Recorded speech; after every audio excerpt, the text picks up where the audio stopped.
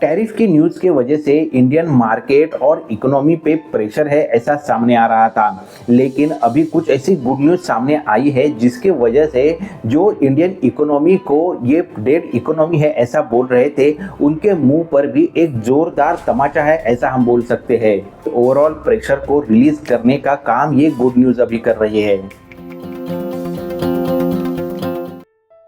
Recent Indian GDP का जो growth का रेट सामने आया है वो सभी को सरप्राइजिंग है, वो काफ़ी पॉजिटिव है। अगर वो रेट आप देखने जाओगे तो 7.8 का आ रहा है, लेकिन देखो जो भी एक्सपर्ट है उनका ये क्वार्टर का ये जो जीडीपी का ग्रोथ है उसका एक्सपेक्टेशन केवल 6.2 से लेके 6.5 तक था, लेकिन ये जो अभी रेट हमारे सामने आ रहा है वो उसको ज़्यादा पार करके मतलब 1.7% से भी ज़्यादा तक का नज़र आ रहा है।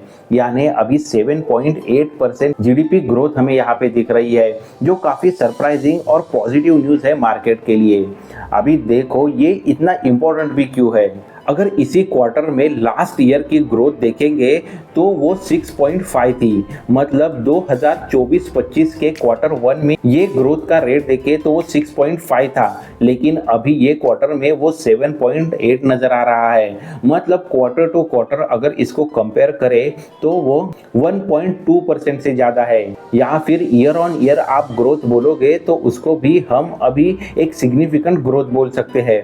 उसी तरीके से अगर आप लास्ट के क्वार्टर्स का भी इससे कंपेयर करें तो हमें कंटिन्यूअस ग्रोथ यहाँ पे दिखाई दे रही है। जैसे लास्ट ईयर के यानी 2024-25 के क्वार्टर टू, क्वार्टर थ्री या क्वार्टर फोर के भी रिजल्ट्स हो, उससे कंपेयर करें तो अभी के क्वार्टर का जो रिजल्ट है वो काफी आउटस्टैंडिंग परफॉर्मेंस के साथ ग्रोथ ही हमें दिखा रहा है। इसी वजह से ये क्वार्टर का रिजल्ट हम सभी के लिए काफी इंपॉर्टेंट है। और यही चीज़ भी है, देखो इसी वजह से जो S&P ग्लोबल ने भी इंडियन इकोनॉमी को लेके जो पॉजिटिव संकेत दिया था और रेटिंग बढ़ाई थी वो यही है। जो बाकी सभी लोगों को दिखाई दे रहा है वो लेकिन ट्रम्प को दिखाई नहीं दे रहा है, या फिर उनको दिखाई दे रहा है शायद उसी वजह से वो एक्स्ट्रा का टैरिफ इंडिया पे लगाने की कोशिश कर रहे हैं।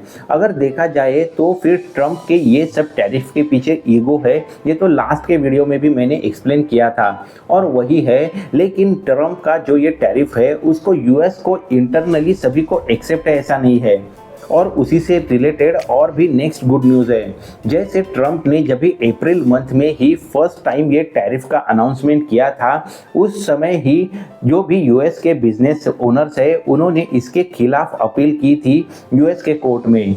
अभी सिंपल भाषा में उसको बोलने जाए तो वो जो लोअर कोर्ट था वहाँ पे सभी बिजनेस ओनर्स ने या फिर इंटरनल एजेंसीज ने ट्रम्प के खिलाफ अपील की थी, और वो अपील का जो वर्डिक्ट था वो ट्रम्प के टैरिफ के खिलाफ ही था। लेकिन उसके बावजूद भी उसी को सपोर्ट करते वक्त यूएस सरकार यानी ट्रम्प की सरकार इसने हायर कोर्ट में वो वर्डिक्ट के अगेंस्ट अपील किया, और अभी 29 अगस्त को वो हायर कोर्ट ने भी जो वर्डिक्ट दिया है वो भी ट्रम्प के खिलाफ ही है। ट्रम्प इसको नेशनल इमरजेंसी बोल रहे हैं और फिर ये टैरिफ की यूएस को ज़रूरत है ही ऐसा सपोर्ट कर रहे हैं। लेकिन ये कोर्ट का अभी जो हायर कोर्ट का रिजल्ट है उसके अनुसार इसको नेशनल इमरजेंसी का दर्जा नहीं दिया जा सकता। इस तरीके से टैरिफ अगर अप्लाई करेंगे तो वो एक इलॉजिकल डिसीजन होगा, ऐसे ही ये हायर कोर्ट को भी कहना है। तो उसको भी एक्सेप्ट न करते हुए ट्रम्प ने उसको भी चैलेंज करते हुए अभी यूएस का सुप्रीम कोर्ट जिसे बोल सकते हैं वहां पे अपना अपील किया है, और इसका अभी वर्डिक्ट आते आते हो सकता है मिड अक्टूबर आ जाए। अभी हायर कोर्ट ने ही जब भी ट्रम्प टैरिफ के अगेंस्ट वर्डिक्ट दिया था उसी वक्त कनाडा हुआ या फिर मेक्सिको हुआ, उनके जैसे कंट्रीज पे जो भी एक्स्ट्रा का टैरिफ लगाया हुआ था उसे कैंसिल किया था। और इसीलिए लेकिन हम अभी ये एक्सपेक्ट नहीं कर सकते कि इंडिया का जो 50% का टैरिफ अभी है वो एकदम से कैंसिल हो जाएगा, या फिर जो अभी 29 अगस्त का जो वर्डिक्ट है उसके अनुसार ही इंडिया का टैरिफ अभी इमीडिएटली कैंसिल हो जाएगा ऐसा हम नहीं बोल सकते। वो देखो जब भी आने वाले समय में अक्टूबर में ये वर्डिक्ट आ जाएगा, जो सुप्रीम कोर्ट का यूएस के सुप्रीम कोर्ट का वर्डिक्ट आ जाएगा उस वक्त लेकिन हो सकता है कि इंडिया के लिए जो भी ये एक्स्ट्रा का टैरिफ लगाया हुआ है वो कैंसिल हो जाए, लेकिन इसके लिए थोड़ा समय तो जाएगा। ये पॉजिटिव न्यूज़ के साथ ही और भी कुछ ऐसे इवेंट्स हैं जो ये वीक में आने वाले समय में होने जा रहे हैं, जिसका इम्पैक्ट हमारे मार्केट पे पॉजिटिवली हो सकता है।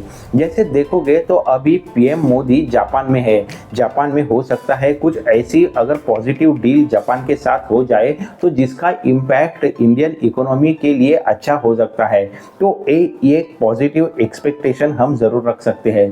बाद में जापान के बाद चाइना की विजिट भी पीएम के शेड्यूल में है, तो जिसके वजह से हो सकता है चाइना के साथ भी डिस्कशन से इंडिया चाइना के जो रिलेशंस है वो और भी अच्छे होते हुए इकोनॉमी में हम और भी एक पॉजिटिव इवेंट का रिजल्ट देख सकते हैं। तो हो सकता है ये पीएम की जापान चाइना की जो विजिट है उससे कुछ पॉजिटिव निकल के आए, जो ओवरऑल मार्केट के लिए एक पॉजिटिव सिनारियो बन जाए। और एक इम्पोर्टेंट इवेंट इंडिया का इंटरनल है और वो है जीएसटी की जो काउंसिल है उसकी मीटिंग होने जा रही है। यहाँ पे ये डिसाइड होगा कि कौन से प्रोडक्ट को किस परसेंट के कैटेगरी में मूव किया जाए। तो समझो यहाँ पे समझो कुछ पॉजिटिव चीज़ें निकल के आती है तो फिर उसका ओवरऑल मार्केट में एक अच्छा सिनारियो हम ज़रूर देख सकते हैं। तो ये कुछ ऐसे इवेंट्स है जिसका पॉजिटिव आउटकम अगर आए तो वो मार्केट को एक अच्छा ग्रोथ की दिशा में ले जाने के लिए कैटलिस्ट की तरह काम करेगा। देखो ये सब इवेंट जो है इसके बारे में आप क्या राय रखते हो वो कमेंट करके ज़रूर बताना। और उम्मीद है आज की इन्फॉर्मेशन भी आपको ज़रूर हेल्पफुल लगी होगी।